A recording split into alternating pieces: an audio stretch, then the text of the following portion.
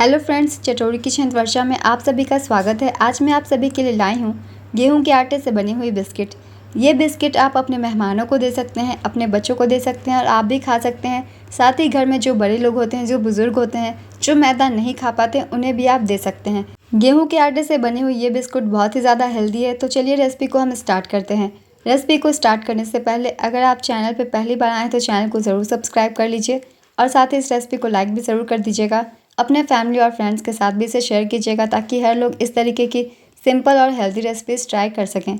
तो चलिए हम स्टार्ट करते हैं गेहूं के आटे के बिस्किट बनाना। बिस्किट बनाने के लिए सबसे पहले ले लीजिए एक बड़ा बर्तन और इसमें हम डालेंगे चीनी। तो चीनी मैंने 1 कप लिया है। आप सारी मेज़रमेंट किसी भी 1 कप या कटोरी से कर सकते हैं। आप कोई भी बर्तन ऐसा ले लें, उसी से सारी चीज़ें माप कर डालें। तो मैंने 1 कप चीनी लिया है और इसमें अब डालूँगी 1 कप जितना पानी। जितनी चीनी होगी उतनी ही पानी होगी और जितनी चीनी पानी होगी जस्ट उसके डबल हमें गेहूं का आटा यूज़ करना है। तो अगर आप 1 कप गेहूं के आटे की बिस्किट बनाना चाहते हैं तो आप आधी कप चीनी लें और आधी कप पानी लें। आधी कप चीनी और पानी से भी आप काफ़ी बिस्किट बना सकते हैं 1 कप गेहूं के आटे के लिए। अब इसमें चलिए कुछ चीज़ें डालते हैं इसे टेस्टी बनाने के लिए। तो इसमें डालेंगे अच्छी सी लुक के लिए 1 चम्मच भर के डाल दीजिए सफ़ेद तिल। ये डालना पूरी तरीके से ऑप्शनल है, हो तो डालिए, ना हो तो आप स्किप भी कर सकते हैं। जब मुंह में आती है ना बिस्किट में ये सारी चीज़ें तो बहुत ही ज़्यादा टेस्टी लगती है। और अब डाल देंगे कुछ पिस्ता बादाम और मेरे पास कुछ पंपकिन सीड थे, मैंने उसे भी डाल दिया है। अच्छी सी टेस्ट आएगी इसलिए आप चाहे तो यहाँ पे काजू भी डाल सकते हैं काट के। ये चीज़ें पूरी तरीके से ऑप्शनल है, चाहे तो डालें, ना चाहे तो ना डालें। अब इस स्टेज पर हम डाल देंगे नमक। 1 पिंच जितना नमक डाल दीजिए, बिस्किट का टेस्ट बहुत ही अच्छा होगा। अब हम इसमें डाल देते हैं घी। घी मैंने छोटे कप से ली है 1 कप। चम्मच से अगर बात करो तो ये 3 से 4 चम्मच जितनी होगी भर के। और आप चाहे तो घी की जगह ऑयल भी ले सकते हैं, रिफाइंड ऑयल, या फिर आप वनस्पति ले सकते हैं या फिर बटर भी ले सकते हैं। अब इन चीज़ों को बस मिक्स कर दीजिए अच्छे से। चीनी हल्की सी मिक्स हो जानी चाहिए, बस इतना ही हमें मिक्स करना है। तो इसे इस तरीके से धीरे धीरे चलाते हुए इसे मिक्स कर दीजिए। ज़्यादा इसे हमें घुमाना नहीं है, बस थोड़ी सी ही मिक्स करेंगे। बाकी जब आटा इसमें हम गूंथते हैं ना तभी ये मिक्स हो जाती है चीनी और बाकी सारी चीज़ें।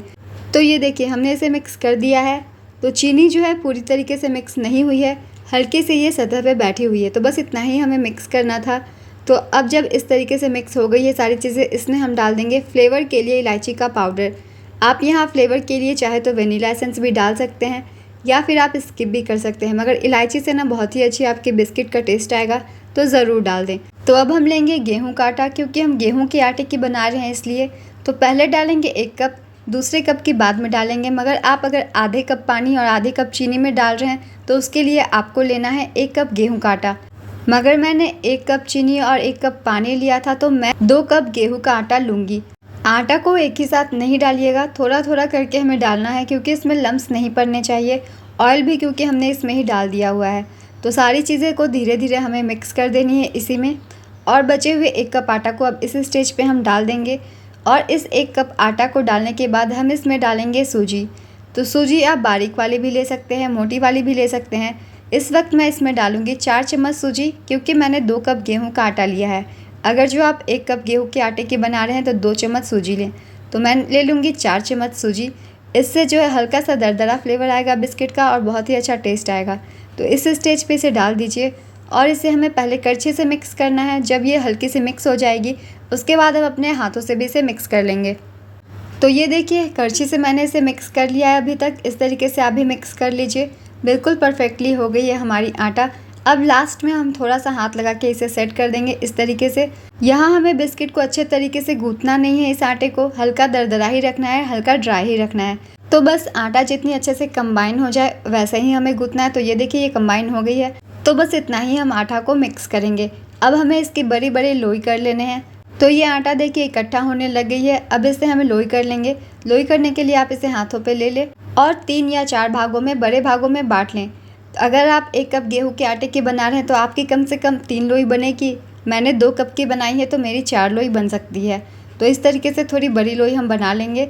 इस तरीके से आप बड़ी लोई को काट लीजिए और इसी बर्तन में हम रख लेंगे। तो आप इसे इस तरीके से बांट के साइड में रख लीजिए। इस तरीके से हाथों से आप इसे गोल कर लीजिए और एक प्लेट में हम रख देते हैं। जितने भी गेहूं के आटा हमने गूंथी हुई है उसे इस तरीके से कर लीजिए। इसी तरीके से हमें पहले लोई बना लेनी है, तब हम अपने बिस्किट्स को बनाना शुरू करेंगे। तो ये देखिए आटा को मैंने 3 भागों में बांट लिया है। अब एक भाग को हम ले लेते हैं। इस एक भाग को ले लीजिए और इसे हम एक बड़े बर्तन पे रख लेंगे। तो मेरे पास एक बड़ी सी प्लेट है, मैंने उलट के इसे रख लिया है। अगर आपकी बड़ी सी प्लेटफॉर्म है तो आप प्लेटफॉर्म पे भी इसे बना सकते हैं। तो इसे हमें रोल कर लेना है, ये देखिए इस तरीके से। तो अगर आप रोल चाहते हैं तो इस तरीके से रोल कर लें, वरना आप इसे मोटी रोटी बेल के गोल गोल कटोरे से काट के भी बना सकते हैं। जैसे आपको सुविधा हो वैसे बना सकते हैं, मगर इस तरीके से जब आप बनाते हैं तो अंदर से इस बिस्किट का टेक्सचर बहुत ही अच्छा होगा, दरदरा होगा। जिस तरीके से बेकरी बिस्किट आप खाते हैं उस तरीके से बिल्कुल खस्ता बिस्किट निकलेगी। तो इस तरीके से आपको हाथों से इसे फैला लेने हैं, रोल बना लेने हैं। जैसे रोल बनते हैं ना, उसी तरीके से सेम। अगर आपकी चिपक रही हो हाथों में या फिर प्लेट पे, तो आप यहाँ थोड़ी सी ऑयल हाथ में लगा लें या फिर प्लेट पे लगा लें, या किसी सरफेस पे आप जो रोल कर रहे हैं उस पे लगा लें। तो अच्छे से आपको इक्वली रोल करने हैं, किसी भी साइड से ज़्यादा या कम नहीं होने चाहिए। तो इसे सेट करने में थोड़ा वक्त लग जाता है, क्योंकि ये आटा थोड़ी सख्त गूंथती है, बिल्कुल गीली या सॉफ्ट नहीं होती है। ध्यान आपको इस बात का रखना है कि ये आटा गीली नहीं होनी चाहिए। तो इस तरीके से आप इसे सेट कर दीजिए। तो ये देखिए मैंने सेट कर दिया है। इस तरीके से आपको इसे अच्छे से सेट करना है ताकि चारों तरफ से ये बराबर लगे। इसी तरीके से आटे को एक प्लेटफॉर्म पे सेट कर दीजिए, तभी आपकी बिस्किट जो है अच्छी सी अंदर से दरदरी वाली बनेगी। तो इसे सेट करने के बाद इसके ऊपर हम थोड़ी सी तिल डाल देंगे। जो हमने सफ़ेद तिल डाली थी बिस्किट के अंदर, उसी को थोड़ी बाहर से डाल दीजिए। अगर आप देखते होंगे सभी लोग बनाते हैं तो सरफेस पे वाइट वाइट तिल नज़र आते हैं, वो पहले वाले नज़र नहीं आते, क्योंकि वो पहले ही गुथ चुके हैं। ऊपर से दिखने के लिए आपको इसे ऊपर से डालना होगा। तो ये देखिए मैंने तिल को सेट कर दिया है, और इस तरीके से इस रोल को आप यहाँ एक प्लेट के ऊपर रख लीजिए। और इसी तरीके से सेम हम दूसरी रोल भी तैयार कर लेंगे। तो ये देखिए मैंने इसे भी तैयार कर लिया है। तो जितने भी आटा हमने गूँथी हुई है ना, सभी को इस तरीके से आपको सेट कर लेने हैं। तो मैंने देखिए इसे सेट कर लिया है। तो मेरी 3 लोई बनी थी, जिससे मैंने 3 रोल्स तैयार कर लिए हैं इस तरीके से। ये देखिए अब इन रोल्स को हमें फ्रिज में रख देना है कम से कम 30 मिनट के लिए, ताकि ये अच्छे से सेट हो जाए। तो 30 मिनट के लिए हम इसे फ्रिज में रख देते हैं। तो ये देखिए दोस्तों 30 मिनट हो गए हैं, मैंने इसे फ्रिज से निकाल दिया है और इसके ऊपर एक चमक सी आ गई है, यानी कि ये सेट हो गई है। तो बस आधे घंटे में ये अच्छे से सेट हो जाती है। तो एक प्लेट के ऊपर फिर से इसे रख लीजिए एक एक को, और इस तरीके से चाकू की सहायता से हम कट कर लेंगे अपने बिस्किट्स के टुकड़े को। आप चाहे तो बेल के, जैसा कि मैंने बताया, आप एक कटर से भी काट के बिस्किट बना सकते हैं, मगर जब आप इस तरीके से बनाते हैं ना, तो बिस्किट के अंदर का टेस्ट आपको बिल्कुल अलग लगेगा, अलग ही दरदरापन रहेगा, कुरकुरापन रहेगा। तो इस तरीके से आप ज़रूर बनाएं। बस आटा आपको अच्छे से गूँथी होनी चाहिए, ज़्यादा गीली मत कीजिएगा, क्योंकि हल्की सी ड्राई ही रहती है ये। तो पानी आपको हिसाब से डालना है, ज़्यादा नहीं डालनी है। तो इस तरीके से सारे रोल्स को कट कर दीजिए बिस्किट के लिए। तो हम पहले इस तरीके से सभी बिस्किट्स को काट लेंगे। इससे पहले काट लीजिए। तो ये हमारे इतने ही बिस्किट निकले हैं। तो ये देखिए एक भाग को मैंने ले लिया है, हल्का सा हाथों से सेट कर दीजिए, और इसके ऊपर कुछ ड्राई फ्रूट्स हम लगा देते हैं जो हमने बिस्किट में डाला था। तो मैंने ये पम्पकिन सीड और पिस्ता को सेट कर दिया है अच्छे से। थोड़ी सी तिल भी लगा दीजिए, बहुत ही अच्छा लुक आएगा आपके बिस्किट का। और हाथों से हल्का सा आपको शेप दे देना है। जो भी फिनिशिंग काटते वक्त थोड़ी बिगड़ जाती है, इस तरीके से सेट कर लीजिए। और दूसरी भाग को भी लेंगे, दूसरी भाग को भी इस तरीके से सेट कर दीजिए, आसानी से हो जाती है। और जब आप इस तरीके से अंदर डालते हैं ना ड्राई फ्रूट्स, इस स्टेज पे ये तलते वक्त भी नहीं निकलेगी, बस आपको हल्का सा अंदर प्रेस कर देना है। तो इसे इस तरीके से प्रेस कर दीजिए। और जब ये ड्राई फ्रूट्स काटते हैं तो हम पूरा यूज़ नहीं करेंगे, थोड़ा बचा लेंगे डेकोरेशन के लिए भी, चाहे वो तिल हो या फिर ड्राई फ्रूट्स हो। तो ये देखिए सारे बिस्कुट्स मैंने बना लिए हैं, इस तरीके से शेप दे दिए हैं। आप सेम तरीके से दूसरे शेप के बिस्किट भी बना सकते हैं, सारे इंस्ट्रक्शन फॉलो करके। आप जैसी भी चाहें अपनी मर्ज़ी से शेप दे सकते हैं और इसे फ्राई कर सकते हैं। बस आप प्रोसेस सेम रखिएगा और हर चीज़ की मेजरमेंट सेम रखिएगा। तो अब हम बिस्किट को करेंगे फ्राई। आप चाहे तो इसे बेक भी कर सकते हैं। तो मैंने ले लिया है ऑयल। ऑयल को बहुत ज़्यादा गर्म नहीं करनी है, थोड़ा सा गुनगुना ही गर्म करना है। अगर आपको पता ना हो तो आप इसमें थोड़ी सी छोटी सी लोई डाल कर देख लें। बबल्स बस आने लग जाए उतना ही हमें इसे गर्म करना है, एकदम से बिस्किट ऊपर ना फेंक दे उतना गर्म हमें नहीं करना है। तो यहाँ ऑयल का टेम्परेचर सही होना बहुत ही ज़रूरी है। तो देखिए मैं जब बिस्किट डाल रही हूँ, हल्की हल्की सी बबल्स ऊपर आ रही है, बिस्किट एकदम से ऊपर नहीं फेंकी है। तो ऑयल बस इतना ही गर्म होना चाहिए, हल्का सा, यानी कि गुनगुना होना चाहिए। अगर आप इसे ठंडी में ही डाल देते हैं तो आपकी बिस्किट खुल जाएगी, और अगर आप बहुत ज़्यादा गर्म में डाल देते हैं तो ये अंदर से कच्ची रह जाएगी और ऊपर से जल जाएगी। तो तेल बहुत ही कम आपको गर्म करनी है। तो आप इसे थोड़ी सी लोई डालकर पहले चेक कर लें। तो ये देखिए बिस्किट्स हमने डाल दिए हैं। जितनी पहली बार में आप आए उतने ही डालिएगा, ज़्यादा ओवरलोड मत कीजिएगा वरना बिस्किट खुल जाएंगे। तो जितने आराम से फ्राई हो जाए पहले उतने डाल देते। तो ये मैंने डाल दिया है। तुरंत नहीं पलटेंगे, थोड़ी देर के बाद हम पलटेंगे। तो ये देखिए थोड़ी देर के बाद जब ऊपर सफ़ेद सफ़ेद इस तरीके से कलर आ जाए तो सबके साइड हमें चेंज कर देने हैं। तो जितने भी बिस्किट्स हैं सबको पलट दीजिए। बहुत देर के बाद मत पलटिएगा, वरना एक ही बार में इसके कलर डार्क हो जाते हैं। थोड़ी देर बाद ही हम पलट देंगे। तो देखिए बिल्कुल परफेक्टली फ्राई हो गए हैं दूसरे साइड से, ना ही कढ़ाई में चिपकी है और ना ही हमारे बिस्किट खुले हैं। तो इस तरीके से पलट दीजिए। गैस का फ्लेम इस दौरान हमें मीडियम रखना है, ना ही लो रखिएगा ना ही हाई रखिएगा। बिल्कुल मीडियम आंच पे हम बिस्किट को फ्राई करेंगे, तभी ये अंदर से कुरकुरी होगी, अंदर से अच्छे से पकेगी, तभी इसका टेक्सचर अंदर का जो है दरदरा होगा। तो इस तरीके से मीडियम फ्लेम पे हम फ्राई कर लेंगे। पहले लो नहीं करेंगे, गैस का फ्लेम बिल्कुल मीडियम करते हुए फ्राई कर लेंगे। तो बीच बीच में आपको इसे पलटते हुए चेक करते रहना है।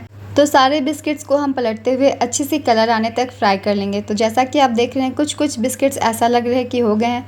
तो ऐसा जब लगे कि एक दो बिस्कुट साइड से जल्दी पक जाते हैं गैस के आंच की वजह से, तो उसे आप निकाल के रख लीजिए। तो ये देखिए कुछ बिस्किट्स मुझे लग रहा है कि इस स्टेज पे वो पक गए हैं अच्छे से। तो इन बिस्किट को हम पहले निकाल लेंगे जो कि पहले पक चुके हैं। तो साइड वाले देखिए थोड़े थोड़े मुझे लग रहे हैं कि वो पक गए हैं।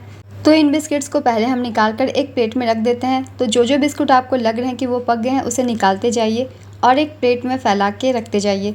जब ये बिस्किट निकलती है ना तो थोड़ी सॉफ्ट होती है, जब आप इसे ठंडा करते हैं तब ये कुरकुरी होती है। तो इस तरीके से बिस्किट को निकाल लिया है मैंने, ये देखिए।